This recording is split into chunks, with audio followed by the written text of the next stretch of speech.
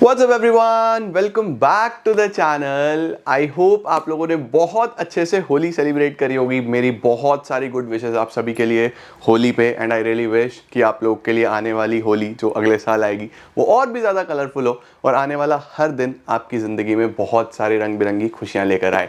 Video शाम को सिर्फ और सिर्फ होली की वजह से आ रही है क्योंकि सुबह से कल शाम को भी होलिका दहन था, प्रोग्राम्स थे, तो आई वॉज बिजी, में शूट नहीं कर पाया। बट आज मैं आफ्टर होली ये शूट कर रहा हूँ और आपके पास जल्दी से आ जाएगी। चलिए जल्दी से शुरू करते हैं गवर्नमेंट बजट और इस चैप्टर को बहुत आराम से समझेंगे जितना क्लासिक तरीके से मैंने आपको बीओपी समझाया था। चलिए लेट्स बिगिन।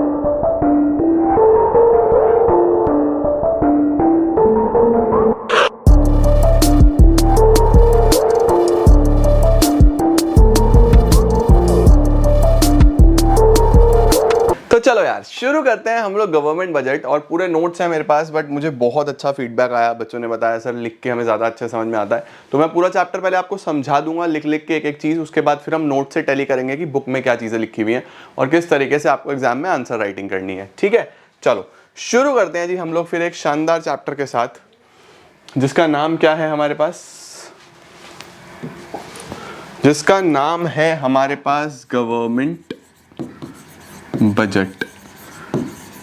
अब देखो चैप्टर दो शब्दों से मिलके बना है। दो शब्द कौन से हैं? एक तो गवर्नमेंट यानी कि हमारी सरकार।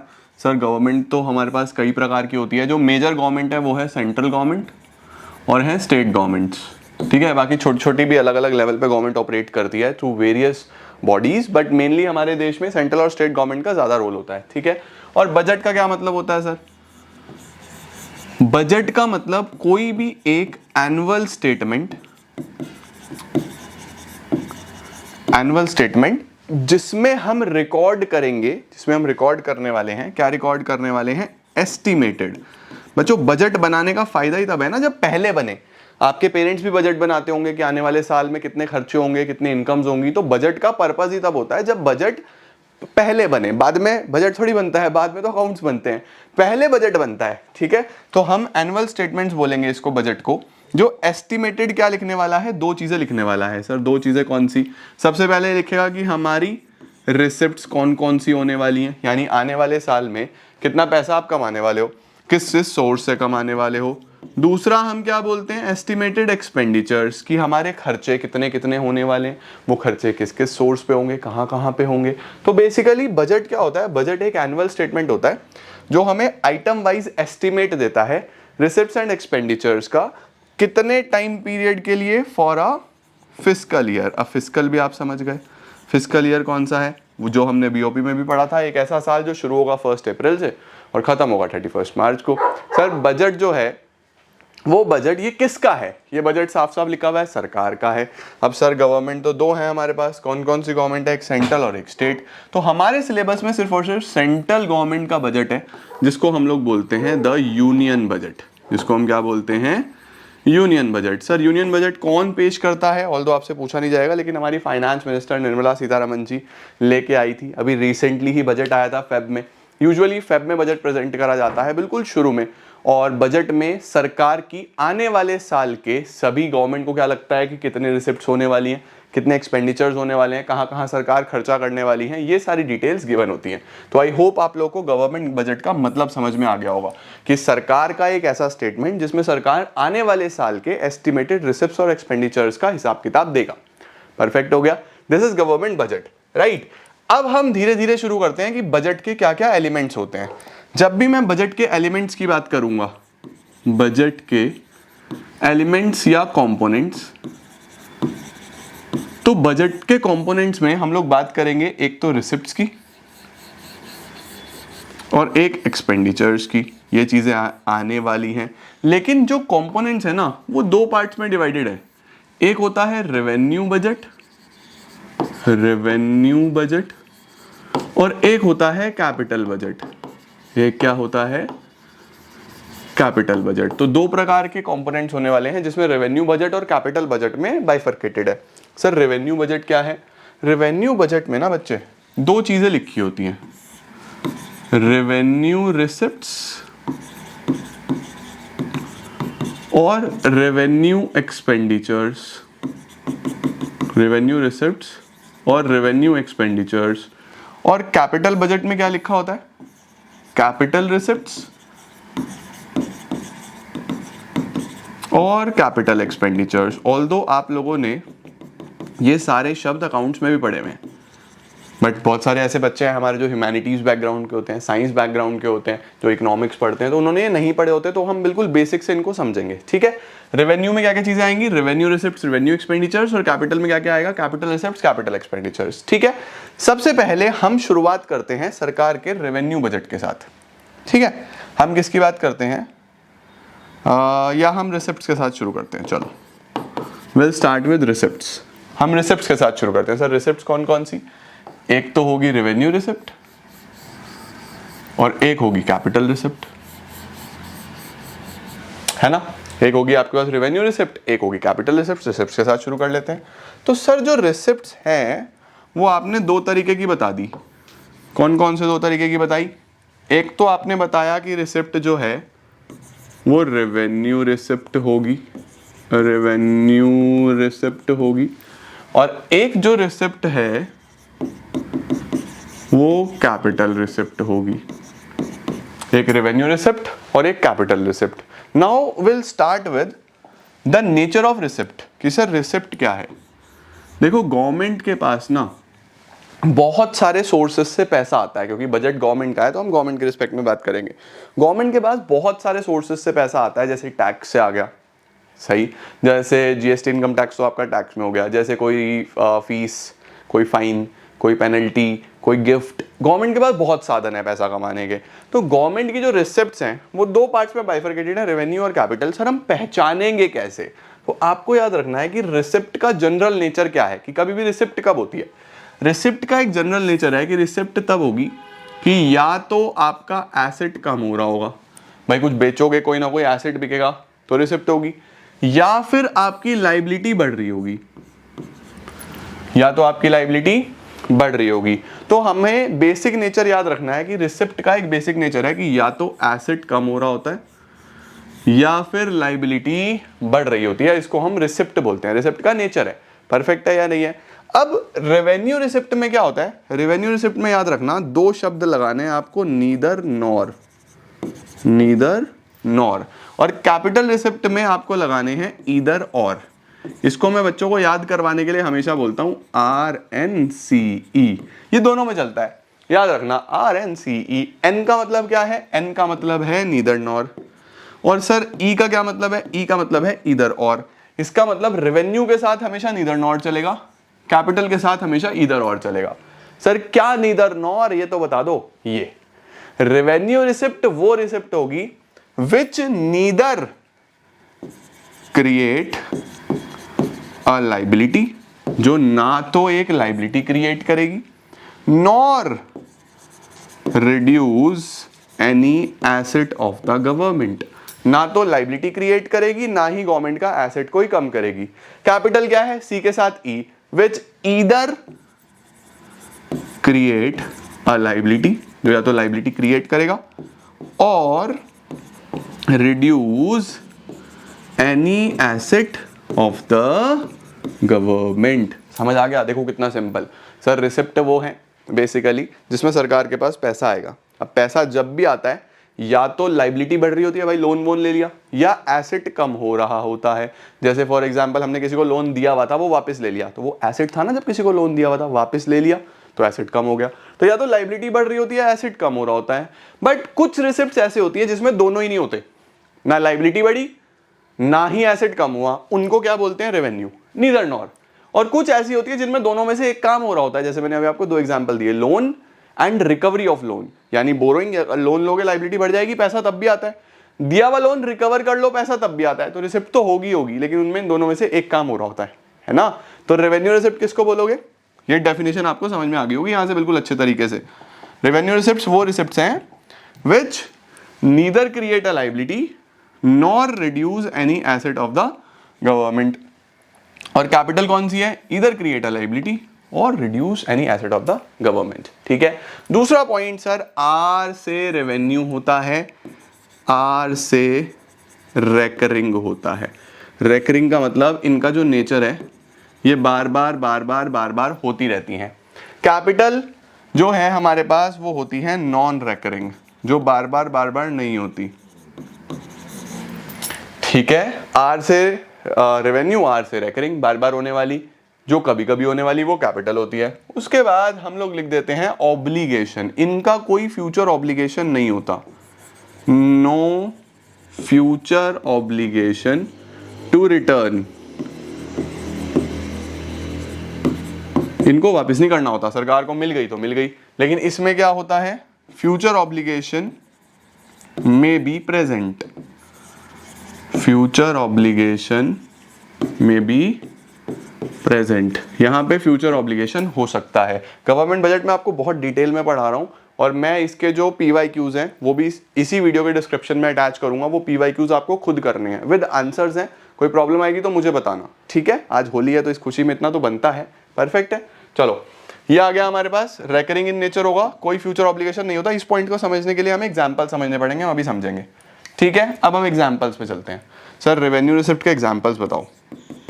एग्जाम्पल्स में बच्चे हम लिखेंगे टैक्स रेवेन्यू, एक तो टैक्स रेवेन्यू होता है, एक नॉन टैक्स रेवेन्यू होता है, ठीक है। और इधर क्या एग्जाम्पल्स होते हैं, इधर एग्जाम्पल्स होते हैं हमारे पास borrowings, recovery of loan, डिसइन्वेस्टमेंट्स,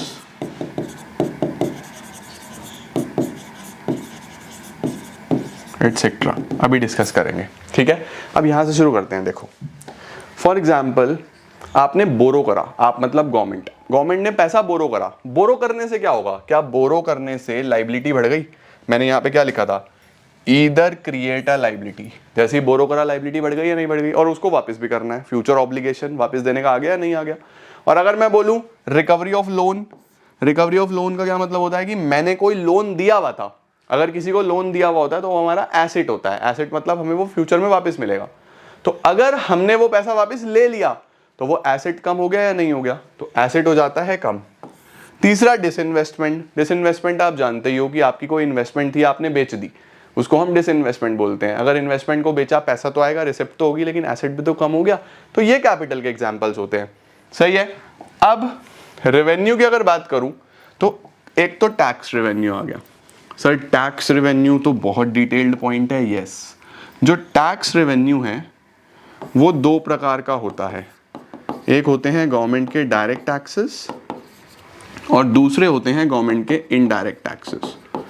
sir हम इनको कैसे पहचानेंगे? बहुत ही सिंपल है। देखो, सबसे पहले जो डायरेक्ट टैक्सेस है ना, वो किस चीज के ऊपर लगते हैं? डायरेक्ट टैक्स किसके ऊपर लगते हैं? Direct taxes are applied on income and property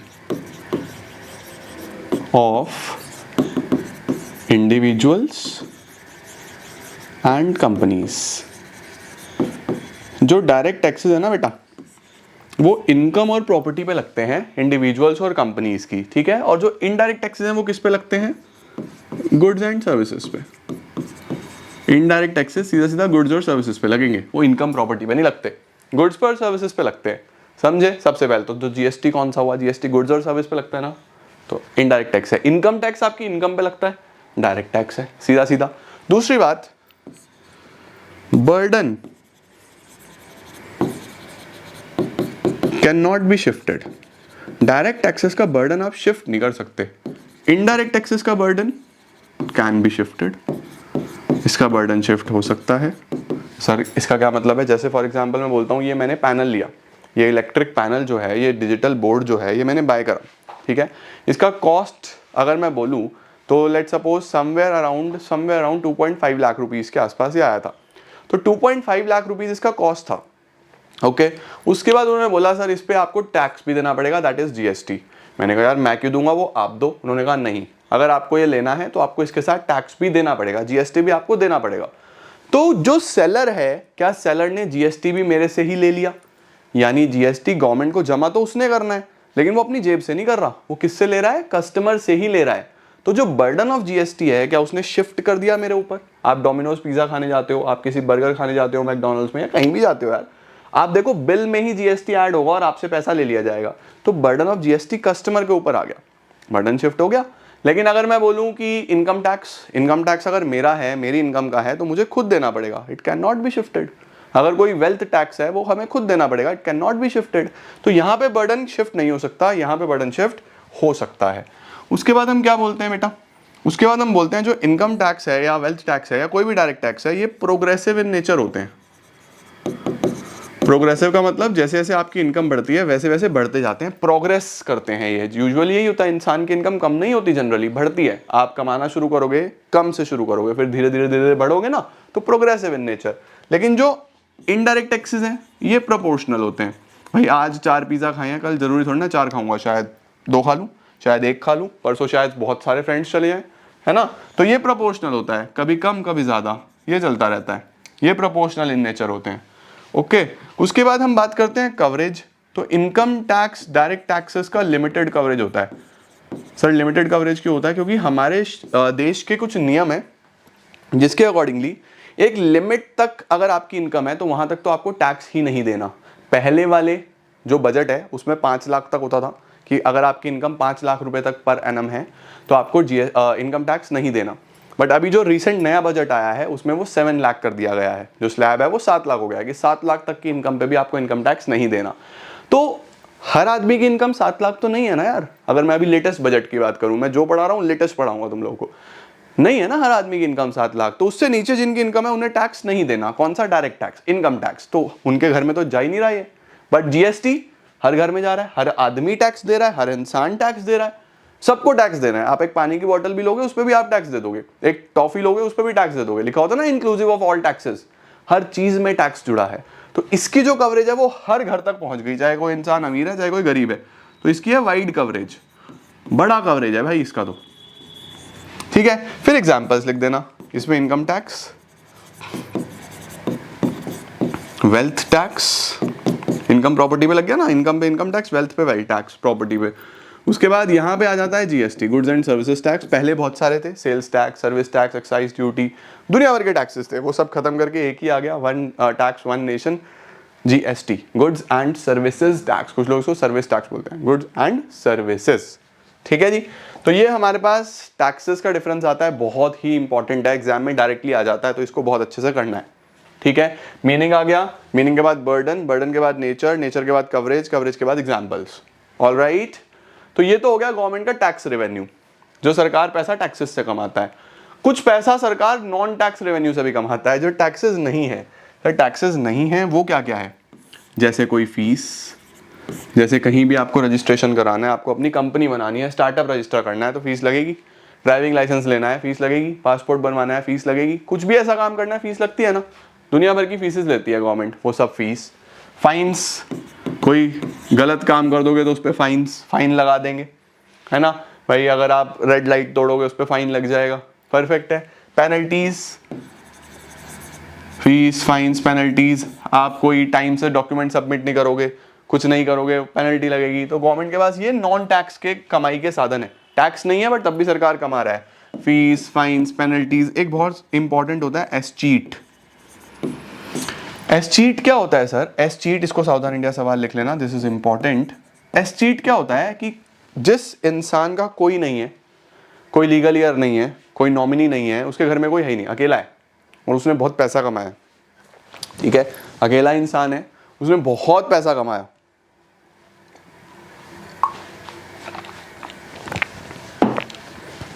उस सिनेरियो में उसके पास प्रॉपर्टी थी, उसका कोई था नहीं, तो प्रॉपर्टी का वो क्या करेगा? उसके जाने के बाद गवर्नमेंट उस प्रॉपर्टी को एक्वायर कर लेगी, उसकी नीलामी करेगी, पैसा अपनी ट्रेजरी में डालेगी। तो सरकार के पास आ गया वो पैसा, आया नहीं आया? क्योंकि उस इंसान का कोई था ही नहीं, इधर उधर कोई भी नहीं था उसका, तो सारा पैसा गवर्नमेंट ने एक्वायर करा, सारी प्रॉपर्टी गवर्नमेंट ने एक्वायर करी। तो उस सिनेरियो में गवर्नमेंट के लिए वो एक नॉन टैक्स रिसिप्ट है, और नॉन टैक्स में उसको क्या बोला जाता है? एस्चीट, ठीक है। उसके बाद होता है फॉरफीचर्स। सर फॉरफीचर्स क्या होते हैं? फॉरफीचर होता है बच्चे, अगर आपने कोर्ट का कोई ऑर्डर नहीं माना, कि कोर्ट ने कोई ऑर्डर दिया था, उस ऑर्डर को नहीं माना गया, उसके ऊपर पिनलाइज करने के लिए कुछ आपके ऊपर चार्जेस लगाए गए, उसको हम फॉरफीचर बोलते हैं। कि कोर्ट ऑर्डर ना माना, उसकी वजह से चार्जेस लगे, उसको हम क्या बोलते हैं? फॉरफीचर। उसके बाद क्या आता है बेटा? उसके बाद आता है हमारे पास स्पेशल असेसमेंट। स्पेशल असेसमेंट क्या होता है कि सरकार बोलती है कि अगर आपका कोई प्रॉपर्टी है या आपकी कोई ऐसी जगह है जहां पे गवर्नमेंट की डेवलपमेंट एक्टिविटीज की वजह से बहुत ज्यादा उसकी वैल्यू बढ़ गई, यानी आपकी कोई जमीन थी जो 10 लाख रुपए की थी, सरकार ने वहां आसपास कुछ हॉस्पिटल स्कूल्स वगैरह बनाया जिस वजह से वो जमीन 2 करोड़ की हो गई एकदम से, थी तो 10 लाख की, कितने की हो गई 2 करोड़ की। तो गवर्नमेंट की डेवलपमेंट एक्टिविटी की वजह से वहां पे उस पर एप्रिसिएशन हो गया, वैल्यू बढ़ गया। तो गवर्नमेंट क्या करता है, उस पर एक नोटिस भेज देता है ऑनर को कि भैया देखो ऐसा है कि आपकी प्रॉपर्टी की वैल्यू बढ़ गई है due to our developmental activity, तो आपको 20-25 लाख अब हमें देने हैं। मैं एक एग्जाम्पल के तौर पर बात कर रहा हूं वैसे ही। इस पर्टिकुलर सोर्स ऑफ इनकम को गवर्नमेंट बोलता है स्पेशल असेसमेंट। इसको क्या बोलते हैं, स्पेशल असेसमेंट। तो यहां पे हमारे पास जो टैक्स रेवेन्यू है वो तो हमारे पास ये सारा हो ही गया सरकार का। नॉन टैक्स में सरकार के पास fees, fines, penalties, escheat, forfeiture, special assessment, बहुत सारे तरीके हैं जिसमें सरकार बहुत सारा पैसा कमाता है, बट ये सब टैक्सेस नहीं है। अब देखो, चाहे मैं बात करूं टैक्स रेवेन्यू की, चाहे मैं बात करूं नॉन टैक्स रेवेन्यू की, इन सभी केसेस में सरकार आपसे टैक्स लेता है अगर, तो कोई गवर्नमेंट की लाइबिलिटी नहीं बन रही, कोई वापस तो करना नहीं, तो कोई लाइबिलिटी तो है नहीं। दूसरा, कोई एसेट भी कम नहीं हो रहा कि गवर्नमेंट ने आपको कुछ बेचा तो गवर्नमेंट को टैक्स मिला, ऐसा तो नहीं है। टैक्स तो एक कंपलसरी पेमेंट है जो सरकार आपसे लेगा ही लेगा, आप कुछ भी कर लो, कितना ही मना करते रहो, नोटिस वोटिस देके ले ही लेंगे तुम्हारे से, ले लेंगे या नहीं ले लेंगे। तो होता क्या है कि टैक्सेस से ना तो लाइबिलिटी क्रिएट हो रही गवर्नमेंट की, ना एसेट कम हो रहा, इसीलिए रेवेन्यू में जाएगा। सिमिलरली इन सब के साथ भी ना कोई लाइबिलिटी बन रही, देख लो आप, फीस से, फाइन से, पेनल्टी से कोई लाइबिलिटी भी नहीं बन रही, और ना ही कोई एसेट कम हो रहा, इसीलिए ये सब किसके एग्जांपल्स हैं, ये सब रेवेन्यू रिसिप्ट्स के एग्जांपल हैं। कैपिटल रिसिप्ट्स मैंने आपको पहले ही बता दिया, borrowings, recovery of loans and disinvestments. अब देखो ये रोज रोज होता है, रेकरिंग टैक्सेस डेली कोई ना कोई दे रहा है, फीस, फाइन्स, पेनल्टी डेली कोई ना कोई दे रहा है या नहीं दे रहा है, तो ये सारा का सारा रेकरिंग होते हैं। ये नॉन रेकरिंग होते हैं, लोन तो गवर्नमेंट रोज नहीं लेगा, है ना, ये नॉन रेकरिंग होते हैं। समझ गए, मजा आ गया। तो ये तो था बेटा हमारे पास रिसिप्ट्स के बारे में। अब एक्सपेंडिचर्स पे चले, क्योंकि बजट के दो पार्ट्स हैं, रिसिप्ट्स और एक्सपेंडिचर्स। चलो अब एक्सपेंडिचर्स पे चलते हैं। सर एक्सपेंडिचर भी इसी तरीके से समझा दो, बढ़िया तरीके से, ऐसे तो समझाऊंगा, मजा आ जाएगा। एक्सपेंडिचर का नेचर रिसिप्ट से जस्ट अपोजिट होता है।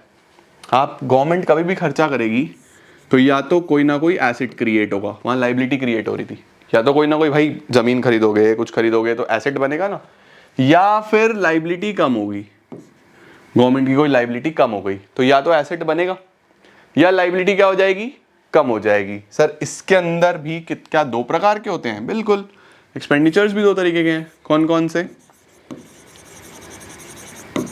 Revenue expenditure, capital expenditure.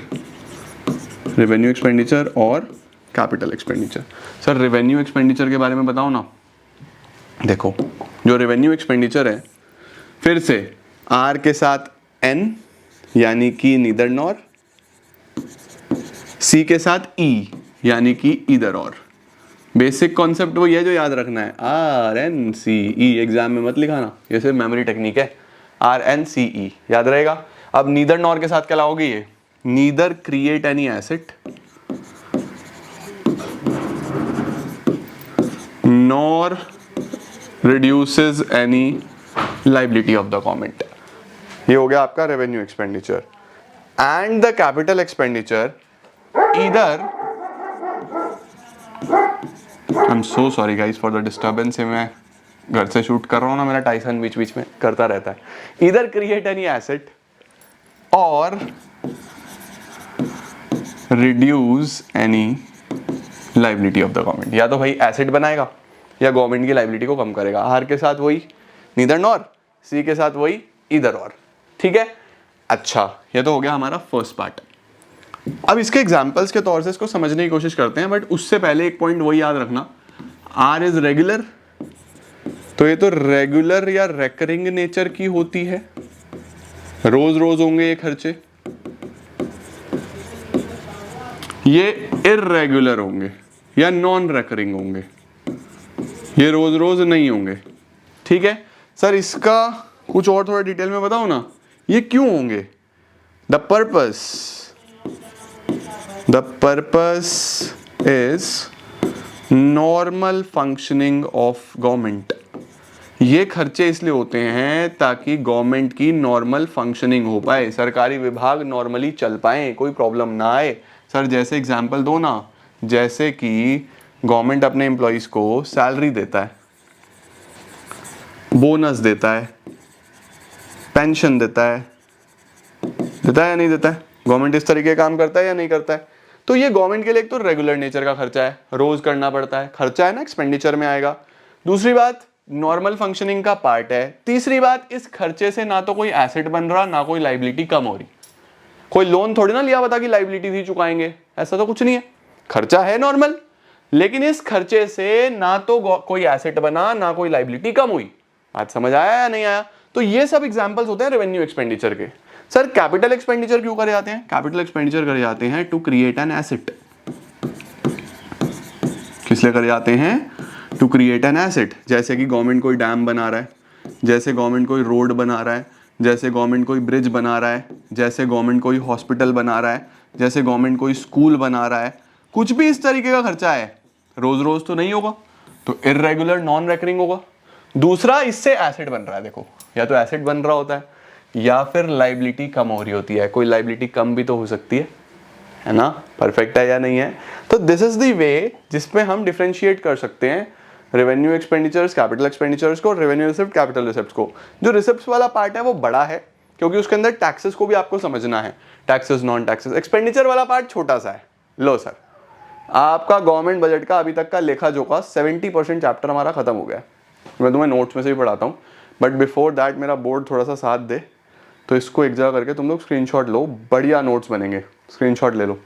अब चैप्टर में अगले पार्ट पे चलने से पहले इतना पढ़ते हैं कि किताबों में कैसा लिखा है। ठीक है, आ जाओ। मुझे कमेंट्स में जरूर बताना यार, मजा आ रहा है या नहीं आ रहा, क्योंकि मैं बड़े ध्यान से, कोई जल्दी नहीं, मेरे माइंड में आराम से पढ़ा रहा हूँ। गवर्नमेंट बजट क्या है? एक annual statement showing item wise estimates of receipts and expenditures during a fiscal year. Fiscal year starts from 1 April to 31 March. सब बता दिया आपको मैंने।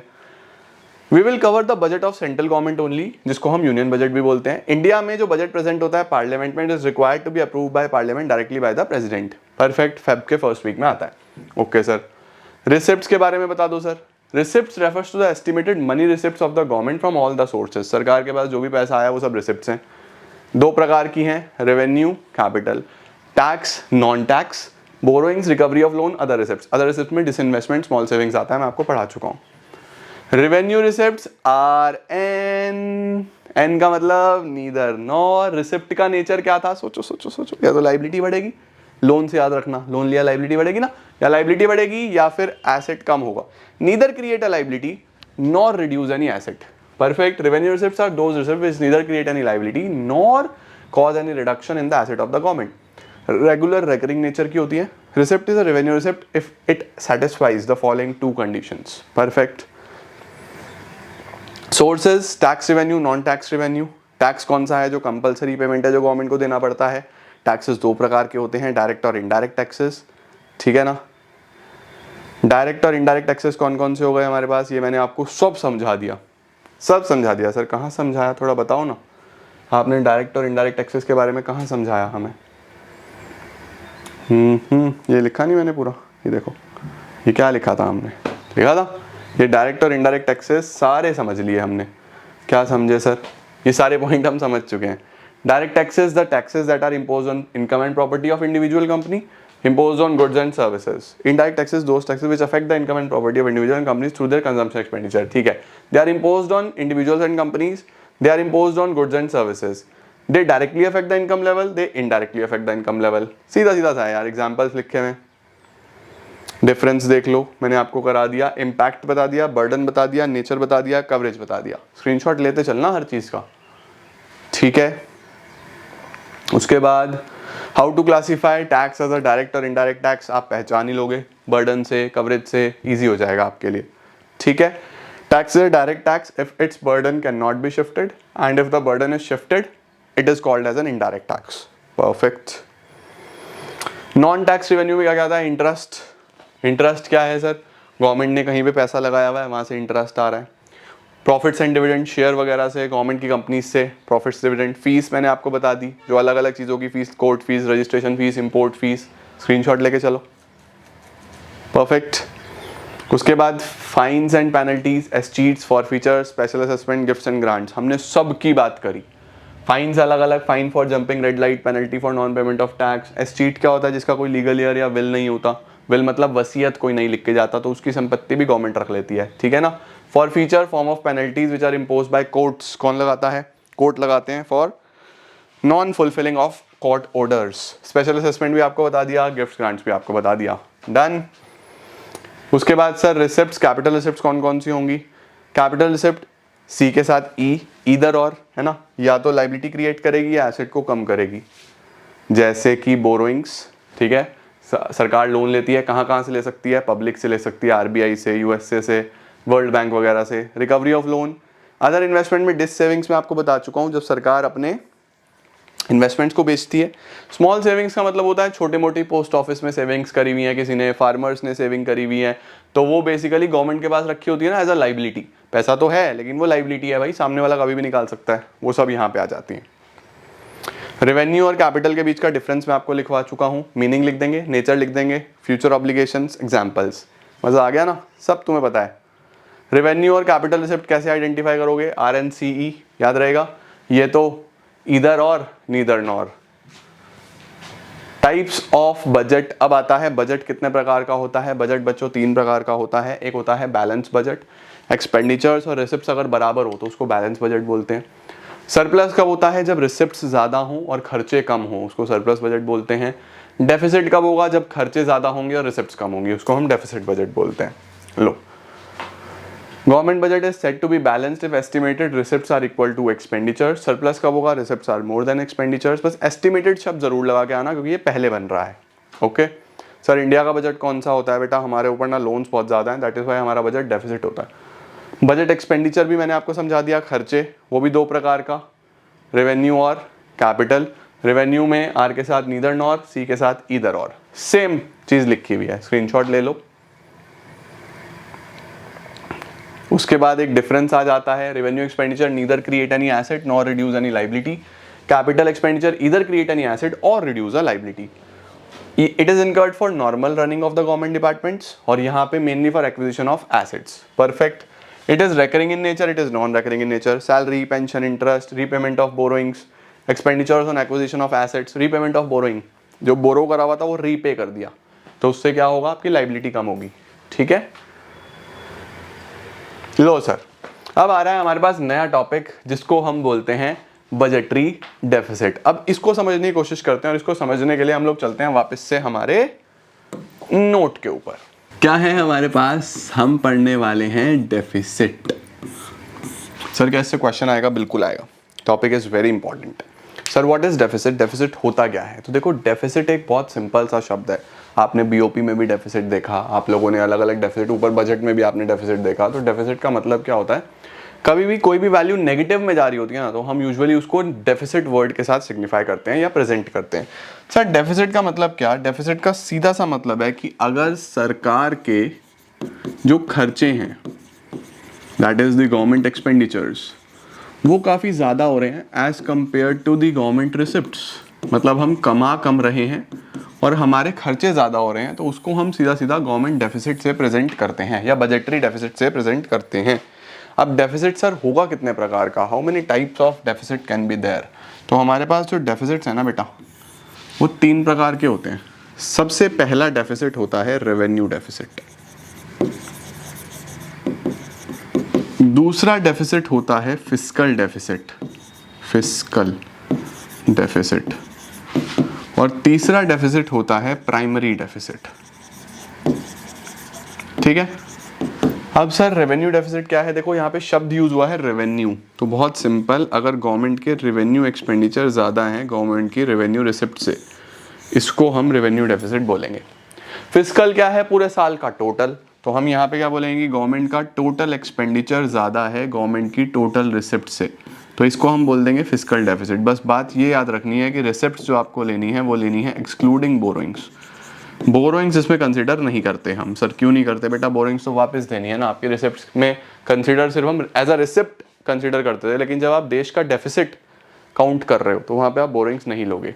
ओके, प्राइमरी डेफिसिट क्या होता है, प्राइमरी डेफिसिट बड़ा सिंपल सा है, इसका सीधा सीधा फॉर्मूला है, primary deficit is fiscal deficit minus interest, straight forward, fiscal deficit minus interest, ये इसमें सीधा सीधा सा हिसाब किताब है। बस याद रखना जो फिस्कल डेफिसिट है वो करंट ईयर का होता है और जो इंटरेस्ट है वो प्रीवियस ईयर का होता है। लो एक बार इसका स्क्रीनशॉट, फिर मैं तुम्हें एक एक करके तीनों डेफिसिट्स पढ़ाता हूँ। हो गया? चलो अब देखते हैं सर लिखा क्या है। Budgetary deficit is defined as the excess of total estimated expenditure over receipts. बता दिया मैंने आपको, ओवर टोटल एस्टिमेटेड रिसिप्ट्स। ये क्या हो रहा है भाई, क्या छाप दिया? Where is my pen? Budgetary deficit defined as the excess of total expenditure over, ये दोबारा लिख दिया, over total estimated revenue। ठीक है जी। When the government spends more, spending is more than the collection, इसको हम लोग डेफिसिट बोलते हैं। बजट के हिसाब से जो डेफिसिट है वो तीन प्रकार के हो सकते हैं, revenue deficit, fiscal deficit, primary deficit. ठीक है। रेवेन्यू डेफिसिट की अगर हम बात करें तो revenue deficit is the excess of revenue expenditure over revenue receipt. आपको बता दिया मैंने। डेफिसिट काउंट कैसे होगा? Expenditure minus receipt. सपोज खर्चे 1000 करोड़ के हैं, रिसिप्ट 800 करोड़ की हैं, तो 200 करोड़ का नेगेटिव बैलेंस आएगा ना, उसको हम डेफिसिट बोलेंगे। Revenue deficit signifies that government का अपना खुद का revenue is not sufficient to meet government के खुद के खर्चे। ऑब्वियसली क्या होने वाला है, डेफिसिट क्या शो करता है या इसके देश पे क्या क्या इम्प्लीमेंट्स बोल रहा हूँ, इम्प्लीकेशंस हो सकते हैं, इफेक्ट्स हो सकते हैं। Number 1, it shows the inability of the government. ये शो कर रहा है कि सरकार इनेबल है, सरकार से काम नहीं हो रहा, सरकार के खर्चे बहुत ज्यादा हैं, कमाई सरकार को समझ नहीं आ रहा। It shows the inability of the government to meet its regular खर्चे। It implies that government is dissavings. Heading लिख के आना। ये डिस सेविंग का क्या मतलब है सर? डिस सेविंग का मतलब है कि सरकार की आज के पैसे से तो खर्चे नहीं मीट आउट हो रहे, तो सरकार पिछली सेविंग्स को यूज करके खर्चे कर रही है, डिस सेविंग्स। तीसरा, it implies that government has to make up this deficit from capital receipts. Revenue receipts तो भैया आप कम पड़ गई, तो सरकार पैसा कहां से लाएगी? कैपिटल रिसिप्ट से लाएगी, वहीं से करना पड़ेगा, यहां से तो काम हो नहीं रहा है ना। The use of capital receipt for extra consumption expenditure leads to inflation. जब हम कैपिटल रिसिप्ट्स यूज करेंगे तो उससे इन्फ्लेशन होगा। इन्फ्लेशन क्यों होगा भाई? सरकार क्या करेगी? कैपिटल रिसिप्ट्स क्या है? बोरोइंग्स है, या रिकवरी ऑफ लोन है।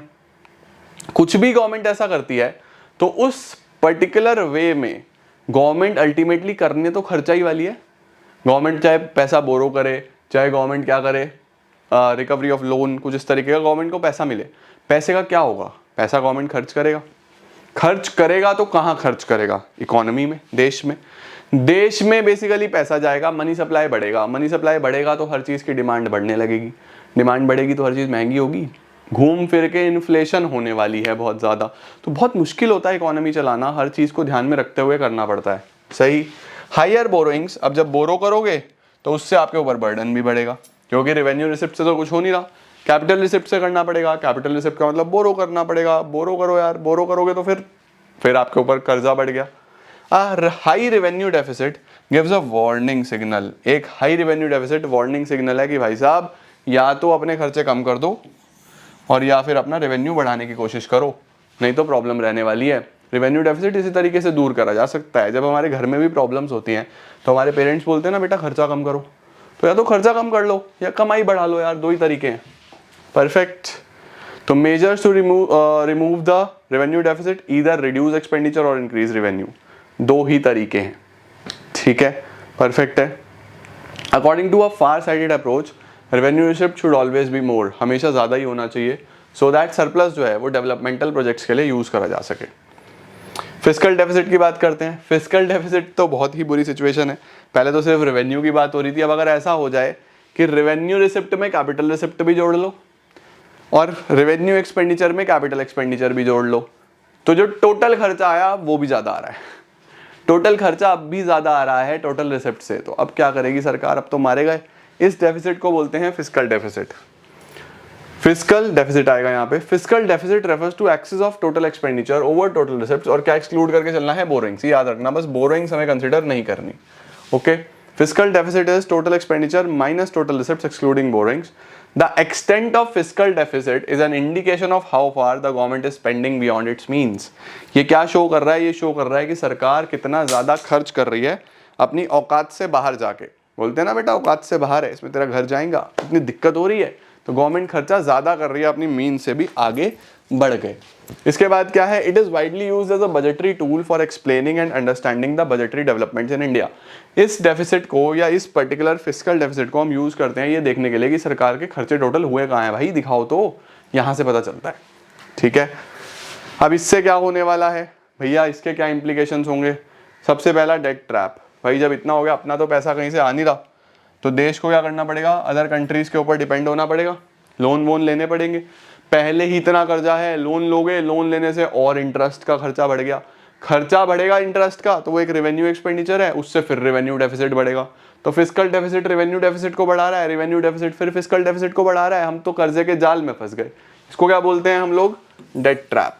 Fiscal deficit indicates the total borrowing requirement of the government. देखो अब फिस्कल डेफिसिट जब आ जाता है ना, तो सरकार के पास कोई ऑप्शन ही नहीं बचता है। दो तरीके होते हैं फिस्कल डेफिसिट को दूर करने के, या तो कर्जा ले लो, बोरो कर लो, बोरोइंग्स, और या फिर होता है भाई नए नोट छाप लो, जिसको हम बोलते हैं डेफिसिट फाइनेंसिंग। अगर डेफिसिट हो तो नए नोट छाप के उसको फाइनेंस कर लो। ये हम नहीं करते हैं डेफिसिट फाइनेंसिंग, क्योंकि नए नोट छापने के लिए उतने के ही गोल्ड रिजर्व्स रखने पड़ते हैं आरबीआई के पास, आरबीआई को। तो उस सिनेरियो में ये जो डेफिसिट फाइनेंसिंग है कभी भी अच्छा स्टेप नहीं होता, तो एक ही ऑप्शन बचता है भाई, बोरो करो। तो फिस्कल डेफिसिट जितना भी देश का होता है ना, वो यूजुअली बोरोइंग्स के बराबर होता है कि भाई अब इतना तो बोरो करना पड़ेगा और कोई ऑप्शन नहीं है।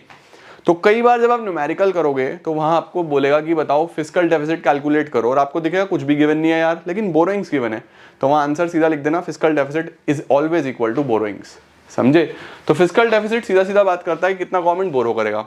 अब बोरो करेगा तो प्रिंसिपल भी वापस करना है, इंटरेस्ट भी वापस करना है, इंटरेस्ट से रेवेन्यू एक्सपेंडिचर बढ़ेगा, जिससे रेवेन्यू डेफिसिट होगा। तो फिस्कल डेफिसिट से बेसिकली हम क्या चाह रहे थे कि हमारा फिस्कल डेफिसिट कम हो जाए, और उसके चक्कर में और रेवेन्यू डेफिसिट कर दिया, रेवेन्यू से फिर फिस्कल हो जाएगा, तो हम तो कर्जे में फंस गए ना।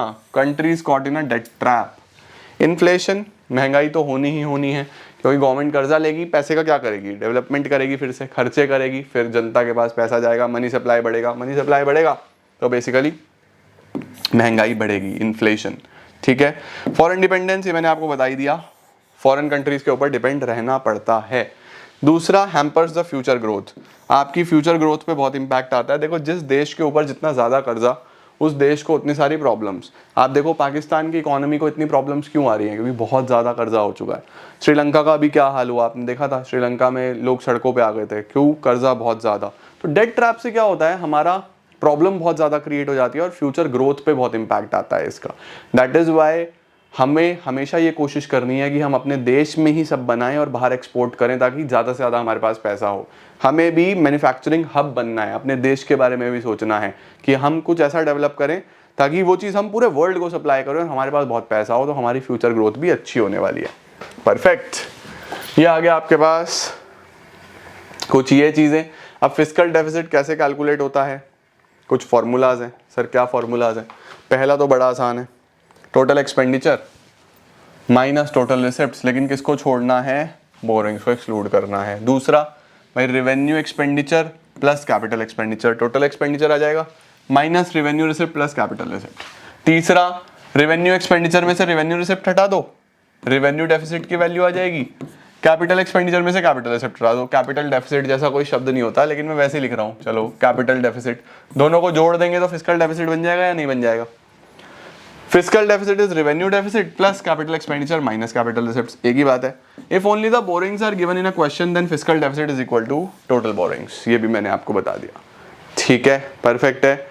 टोटल रिसिप्ट्स एक्सक्लूडिंग बोरिंग्स में आएगा क्या क्या, जो टोटल रिसिप्ट्स मैं बार बार बोल रहा हूँ एक्सक्लूडिंग बोरिंग्स, उसमें क्या क्या आएगा भाई, रेवेन्यू रिसिप्ट्स आएंगी, कैपिटल रिसिप्ट्स आएंगी सारी बोरिंग्स को छोड़ के, यानी इनको हम बोलते हैं net non debt creating capital receipts. ये शब्द याद रखना, non debt creating capital receipts, perfect. Non debt creating capital receipt include all the capital receipts except the borrowings, ठीक है। अब कैसे ठीक करा जाए मैंने आपको बता ही दिया, दो ही तरीके होते हैं, या बोरोइंग्स या फिर डेफिसिट फाइनेंसिंग। ज़्यादा बेटर हमेशा बोरोइंग्स होता है। Borrowings are considered as a better source as they do not increase the money supply which is regarded as main cause of inflation, ठीक है। फिस्कल और रेवेन्यू में क्या फ़र्क है, इसका स्क्रीनशॉट ले लो, मीनिंग और इंडिकेटर बहुत बेसिक सा है, ये आप कर सकते हो। फिस्कल बेसिकली बोरोइंग्स दिखाता है और रेवेन्यू सरकार की इनएबिलिटी। प्राइमरी डेफिसिट क्या है सर, ये मुझे बड़ा इंटरेस्टिंग लगता है, बहुत शानदार है ये। देखो अब सपोज आपका फिस्कल डेफिसिट 500 करोड़ का आया, लेट सपोज फिस्कल डेफिसिट आया 500 करोड़, तो गवर्नमेंट क्या करेगा, अभी बोला कि यार नए नोट तो छापेगा नहीं, तो गवर्नमेंट क्या करेगा, गवर्नमेंट कर्जा लेगा, तो ये बोरिंग्स हो गया गवर्नमेंट का, बोरिंग्स हो गया नहीं हो गया। अब सपोज हमने देखा कि गवर्नमेंट का जो बोरोइंग्स है वो 500 करोड़ है, सरकार ने बोरो करा, और जो गवर्नमेंट को इंटरेस्ट पे करना था, जो गवर्नमेंट को इंटरेस्ट पे करना था वो भी कितना था, 500 करोड़। यानी अगर मैं बोलूं कि 500 करोड़ में 500 करोड़ का ही इंटरेस्ट पे करना था, इंटरेस्ट की वजह से ही बोरो करना पड़ा, तो क्या मेरा वैल्यू यहाँ पे जीरो आ गया? इस जीरो को ही हम लोग प्राइमरी डेफिसिट बोलते हैं। इसको क्या बोलते हैं? Primary deficit. अब सपोज मैं आपको बोलूं कि 500 करोड़ का फिस्कल डेफिसिट है, 500 करोड़ का, और इंटरेस्ट था मात्र जीरो, इंटरेस्ट था ही नहीं, फिस्कल डेफिसिट में से इंटरेस्ट हटा दो, इंटरेस्ट जीरो, तो आ गया 500 करोड़ का fiscal deficit, sorry primary deficit 500 crore का आ गया। अब ये 500 करोड़ क्या है? ये सारा का सारा वो पैसा है जो यूज होगा अदर देन इंटरेस्ट। होगा या नहीं होगा भाई? 500 करोड़ इसका मतलब इंटरेस्ट तो पे करना नहीं, कहीं और यूज होगा।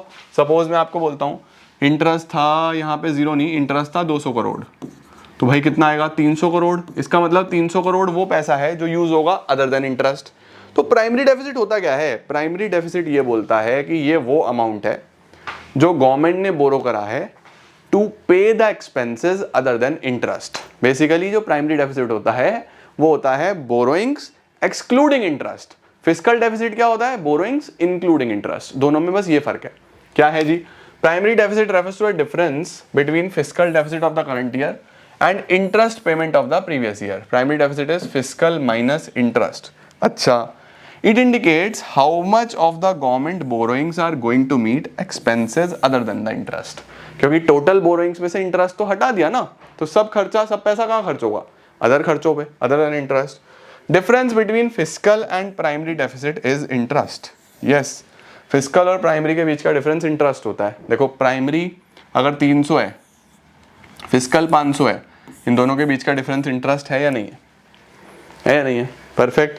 A zero primary deficit indicates, जब प्राइमरी डेफिसिट जीरो आए, 500 माइनस 500 जीरो आया था, इसका मतलब क्या? सरकार ने बोरो ही इंटरेस्ट पे करने के लिए करा था, हाँ या ना? A zero primary deficit indicates interest has forced the government to borrow। Interest ने फोर्स करा सरकार को बोरो करने के लिए, समझे?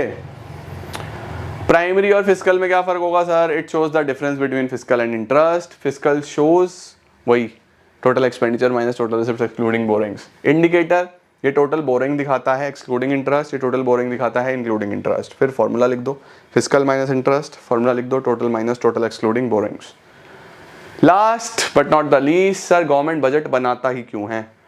What are the objectives of government budget? ये टॉपिक बहुत इंपॉर्टेंट है भाई, इसको सावधान इंडिया लिख लेना। ये जो निर्मला सीतारमन जी बजट लेके आ रही हैं लाल रंग के पैकेट में, तो इस बजट को बनाते ही क्यों हैं हम? Why government prepare budget? Number 1, to reallocate the resources. इसका सबसे पहला पर्पस होता है हमारे पास जितने भी रिसोर्सेज हैं उन सभी रिसोर्सेज को रीएलोकेट करा जाए, उन सभी रिसोर्सेज को रीडिस्ट्रीब्यूट करा जाए, कौन कौन से सेक्टर्स में देना है, कहाँ कहाँ खर्चा करना है, हिसाब किताब लगाना। तो क्या है सबसे पहला purpose? Through budgetary policy government aims to reallocate the resources in accordance with profit maximization, की सरकार पैसा भी कमा ले और पब्लिक वेलफेयर भी हो। अब देखो भाई, मेट्रो चल रही है, वेलफेयर के लिए भी चल रही है और गवर्नमेंट उससे अर्न भी कर रहा है, तो दोनों चीज़ों को ध्यान में रखते हुए चीज़ें करनी होती हैं, सही। Government can influence the allocation. Government influence कैसे कर सकता है या पैसे को कैसे एलोकेट कर सकता है? टैक्स कंसेशन दे सकता है या सब्सिडी दे सकता है। गवर्नमेंट टैक्स कंसेशन सब्सिडी दे सकता है प्रोड्यूसर्स को, जैसे कि सपोज गवर्नमेंट ने लिकर और सिगरेट को बंद करना है, या गवर्नमेंट चाहता है कि ये लोग यूज ना करें, तो इन पे गवर्नमेंट हैवी टैक्सेस लगा के रखता है कि सब लोग ना खरीदें। वो अलग बात है, सब खरीद लेते हैं कैसे भी करके, बट गवर्नमेंट तो यही प्रयास कर रहा है, इन पे हैवी टैक्सेस लगाओ ताकि दोनों काम हो जाए, सोशल वेलफेयर भी हो जाए और प्रॉफिट मैक्सिमाइजेशन भी हो जाए। बहुत चालाक है सरकार, सही है या नहीं है? उसके बाद दूसरा क्या होता है? Directly producing goods and services. Government बहुत सारी चीज़ें खुद बना सकता है जिनको हम पब्लिक गुड्स बोलते हैं। पब्लिक गुड्स किसको बोलते हैं सर? जैसे law and order, national defence, ठीक है। प्राइवेट सेक्टर को तो नहीं देंगे, गवर्नमेंट खुद करेगा, तो पैसा तो चाहिए ना। तो बजट इस तरीके से बनाया जाता है कि एक तो हम रीएलोकेशन कर लें रिसोर्सेज का, तरीके से देख लें कहाँ पे सब्सिडीज देनी है, कहाँ पे टैक्स ज़्यादा लगाने हैं, और दूसरा हम पब्लिक गुड्स को भी बना सकें अच्छे से। दूसरी चीज़ क्या आती है? Reducing inequalities. सर इनइक्वालिटीज़ कैसे कम होगी? भाई रिच जो लोग हैं उन पे टैक्स बढ़ा दो और जो पुअर हैं उनको सब्सिडाइज कर दो, पुअर को सब्सिडीज दे दो, सब्सिडीज दो, अमीर लोगों से टैक्स लो और टैक्स लेके पुअर में डिस्ट्रीब्यूट कर दो, तो इनका इनकम थोड़ा सा कम हो जाएगा, इनका स्टैंडर्ड ऑफ लिविंग थोड़ा सा बढ़ जाएगा, तो थोड़ा इक्वालिटी आएगी दोनों में, है ना। Economic inequality is inherent part of every economy. Government aims to reduce through its budgetary policy, budget की मदद से government aims to influence distribution of income by imposing taxes on the rich and spending more on the welfare of the poor. ये important है southern India. Reducing inequalities. Economic stability, economic stability का भी ध्यान रखते हुए budget बनाया जाता है। सर इकोनॉमी में स्टेबिलिटी ना होने का मतलब बहुत ज़्यादा इन्फ्लेशन हो रहा है, बहुत ज़्यादा डिफ्लेशन हो रहा है, तो इन्फ्लेशन डिफ्लेशन को भी ध्यान में रखते हुए बजट बनाते हैं। अगर इन्फ्लेशन बहुत ज़्यादा है, महंगाई बहुत ज़्यादा है, तो गवर्नमेंट अपना एक्सपेंडिचर थोड़ा कम रखेगा, क्योंकि अगर एक्सपेंडिचर ज़्यादा होगा तो और मनी सप्लाई बढ़ेगा और ज़्यादा देश में पैसा जाएगा, तो उससे क्या होगा, और ज़्यादा इन्फ्लेशन होगा। डिफ्लेशन है तो गवर्नमेंट खर्चा थोड़ा ज़्यादा करेगा। तो इस तरीके से थोड़ा ध्यान में रखते हुए इकोनॉमी को भी बजट बनाया जाता है। Economic stability means absence of large scale fluctuations in prices. Such fluctuation से अनसर्टिनिटी क्रिएट होती हैं। Government can exercise control through taxes and expenditures. Inflation से क्या होता है, एग्रीगेट डिमांड जब ज़्यादा होता है तब होता है, तो गवर्नमेंट इसको नीचे ला सकता है by reducing its own expenditure. वही सारी चीज़ें मैंने आपको बताई, बढ़ाना हो तो खर्चा बढ़ा दो यार। Management of public enterprises, government की बहुत सारी पब्लिक सेक्टर एंटरप्राइजेस भी हैं जिनको हम पब्लिक सेक्टर अंडरटेकिंग्स या PSUs बोलते हैं, तो उनको चलाने के लिए भी पैसा चाहिए। तो बजट इस तरीके से बनाया जाता है कि उस पर्टिकुलर सेक्टर के लिए भी पैसा एलोकेट हो सके, है ना, कि भाई उनको भी चलाया जा सके, उनके लिए भी पैसा निकाला जा सके। There are large number of public sector industries, जिनको हम नेचुरल मोनोपोलीज भी बोलते हैं, जो सोशल वेलफेयर के लिए बनाई गई हैं। बजट बनाया जाता है वेरियस प्रोविजंस को ध्यान में रखते हुए कि ये अच्छे से चल सकें। रिड्यूसिंग रीजनल डिस्पैरिटीज, बजट इस तरीके से बनाया जाता है कि जो रीजन कम डेवलप्ड है उसमें ज़्यादा पैसा लगे और रीजन्स में जो डिस्पैरिटीज हैं, जो डिफरेंसेस हैं, वो कम हो सके। लास्ट क्या होता है, इकोनॉमिक ग्रोथ। ये बहुत इंपॉर्टेंट है, इसको भी स्टार मार्क कर लेना। इकोनॉमिक ग्रोथ का मतलब होता है रियल GDP बढ़ना। रियल GDP का मतलब क्या है कि GDP बढ़ रहा है, GDP सिर्फ प्राइसेस की वजह से नहीं बढ़ रहा। GDP किस लिए बढ़ रहा है, GDP बढ़ रहा है हमारा इकोनॉमी में प्रोडक्शन की वजह से। क्वांटिटी जब बढ़े तो GDP बढ़े, तो उसको हम रियल GDP बोलते हैं। Budget can be effective tool to ensure the economic growth. Economic growth कैसे होगी, गवर्नमेंट टैक्स रिबेट दे, इंसेंटिव दे लोगों को प्रोडक्शन के लिए। चाइना ने यही तो करा था, इंसेंटिव दिए थे, फैक्ट्री लगाओ हम इंसेंटिव देंगे, हम आपसे बिजली का पैसा नहीं लेंगे, पानी का पैसा नहीं लेंगे, फैक्ट्री लगाओ। चाइना में इतनी फैक्ट्रीज लग गई, बल्क मैन्युफैक्चरिंग हब बन गया। तो गवर्नमेंट को बजट इस तरीके से बनाना पड़ता है कि इकोनॉमी ग्रो हो सके, ठीक है।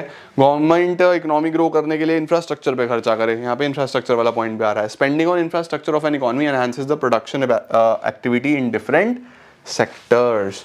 तो ये गवर्नमेंट के कुछ ऑब्जेक्टिव्स हैं बजट बनाने के, स्क्रीनशॉट ले लो जल्दी से। डन। और इसी के साथ भाइयों बहनों, लेडीज एंड जेंटलमैन, हमारा गवर्नमेंट बजट हो जाता है समाप्त। मुझे पूरी उम्मीद है आपको गवर्नमेंट बजट समझ आया होगा। मैंने बहुत आराम से पढ़ाया है, आपको सारी चीज़ें समझ आ गई होंगी। डिस्क्रिप्शन में जाना, चैप्टर खत्म करते ही एक लिंक मिलेगा, जाके PYQ सारे सॉल्व कर लो। Government budget sorted.